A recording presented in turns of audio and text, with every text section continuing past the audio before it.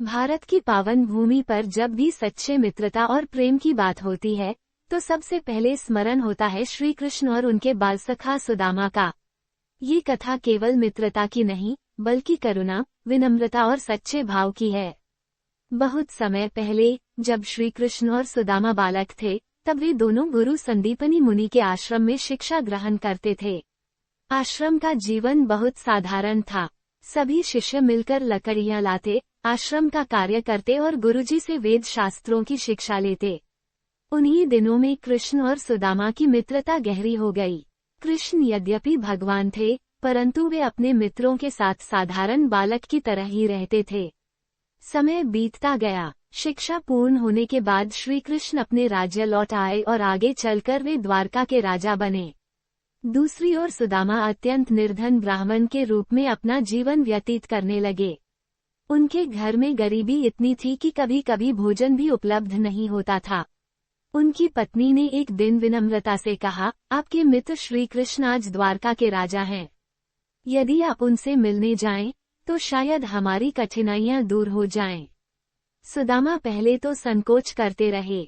उन्हें लगा कि इतने बड़े राजा से जाकर कुछ मांगना उचित नहीं, परंतु पत्नी के आग्रह पर वे श्री कृष्ण से मिलने चल पड़े। घर में देने के लिए कुछ भी नहीं था।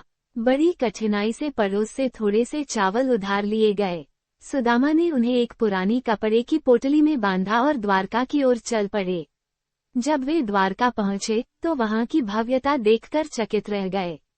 महलों की शोभा अद्भुत थी, परंतु जैसे ही श्री कृष्ण को ज्ञात हुआ कि उनके प्रिय मित्र सुदामा आए हैं, वे नंगे पांव दौड़ते हुए द्वार पर पहुंचे। उन्होंने सुदामा को गले से लगा लिया। ये दृश्य देखकर रानियां और मंत्रीगण आश्चर्यचकित रह गए। श्री कृष्ण स्वयं सुदामा को अपने सिंहासन पर बैठाकर उनके चरण धोने लगे। उनकी आंखों में प्रेम के आंसू थे। उन्होंने सुदामा से उनके परिवार और जीवन के बारे में पूछा। सुदामा संकोचवश अपनी गरीबी का उल्लेख नहीं कर पाए। तभी श्री कृष्ण की दृष्टि उस पोटली पर पड़ी। उन्होंने हंसते हुए कहा, मित्र, मेरे लिए क्या लाए हो? सुदामा ने लज्जा से वो पोटली उन्हें दे दी।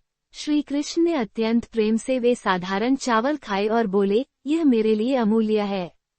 सुदामा बिना कुछ मांगे ही लौट आए।